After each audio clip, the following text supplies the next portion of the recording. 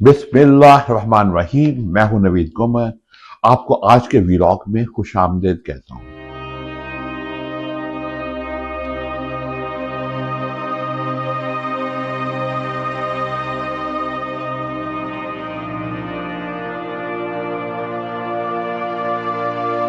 ਸਾਡਾ ਤਾਂ ਬਹੁਤ ਜੈਨੂਅਲੀ ਸਾਡੇ ਬਹੁਤ ਨੇੜੇ ਸੀਗੇ। ਉਹ ਪੂਰੀ ਫੈਮਿਲੀ ਨਾਲ ਪਿਆਰ ਸੀਗਾ।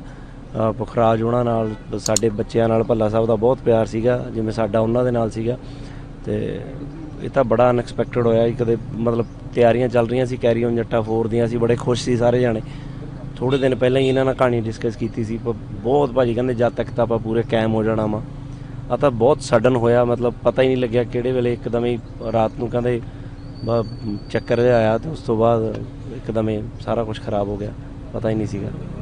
इससे पहले आपके क्या कुछ प्रोजेक्ट्स थे, आगे क्या कुछ प्रोजेक्ट्स करने वाले थे? ਮੇਰੇ ਨਾਲ ਤਾਂ ਭੱਲਾ ਸਾਹਿਬ ਨੇ ਬਹੁਤ ਫਿਲਮਾਂ ਕੀਤੀਆਂ ਜੀ। ਸਭ ਤੋਂ ਵੱਡਾ ਤਾਂ ਆਈਕੋਨਿਕ ਉਹਨਾਂ ਦਾ ਬੈਸਟ, ਜਿਹੜਾ ਸਾਡਾ ਹੁਣ ਤੱਕ ਦੀ ਸਭ ਤੋਂ ਵੱਡੀ ਫਿਲਮ ਆ ਕੈਰੀ ਔਨ ਜੱਟਾ, ਉਹਨਾਂ ਤੋਂ ਬਿਨਾਂ ਪੋਸੀਬਲ ਹੀ ਨਹੀਂ ਸੀਗੀ।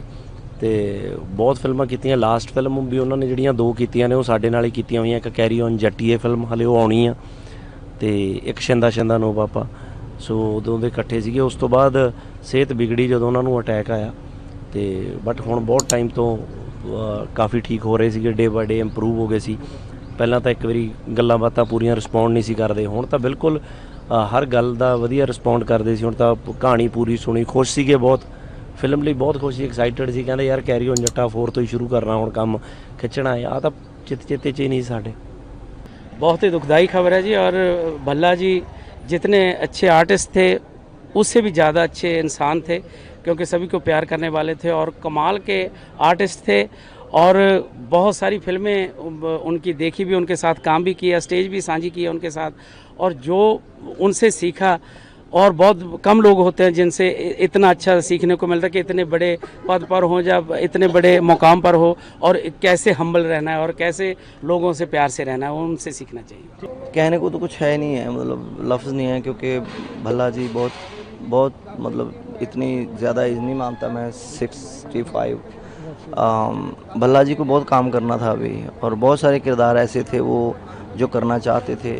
और मोर ओवर उन्होंने हमारी जो पंजाबी इंडस्ट्री है उसको बहुत दिया है, चाहे वो थ्रू कैसेट्स हों, एल्बम्स हों, चाहे वो फिल्म, बाद में फिल्मों में उन्होंने अच्छा काम करा है। और भल्ला साहब आर्टिस्ट बड़े थे, शख्सियत भी बहुत बड़ी थी वो। और अपने जितने भी उनके हम काम करने वाले थे, उम्र में छोटे थे, चाहे तजर्बे में छोटे थे, तो उनको बहुत सपोर्ट करते थे, समझाते थे ऐसे नहीं ऐसे करना है।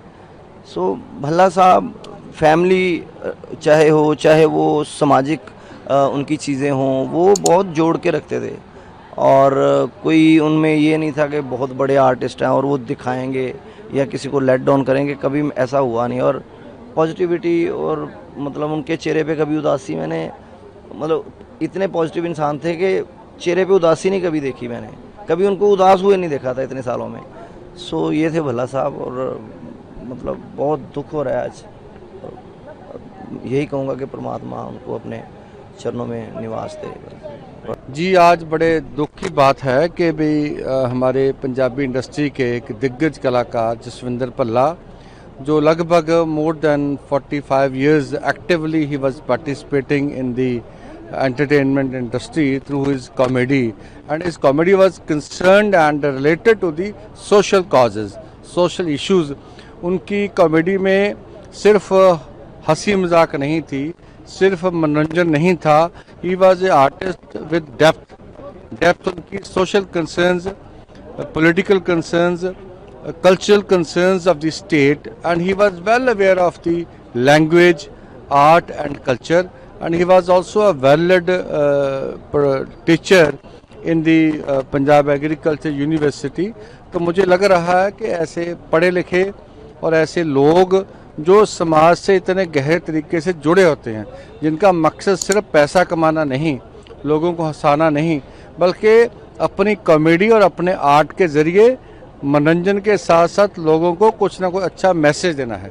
सो ऐसे आर्टिस्ट की कमी, हमें हंसाने वाले बहुत आ जाएंगे, बहुत लोग होंगे जो आपको हंसा सकते हैं, जो हंसते हंसते आप कुछ सीख जाओ, ऐसे आर्टिस्ट थे Jaswinder Bhalla, we will miss him always.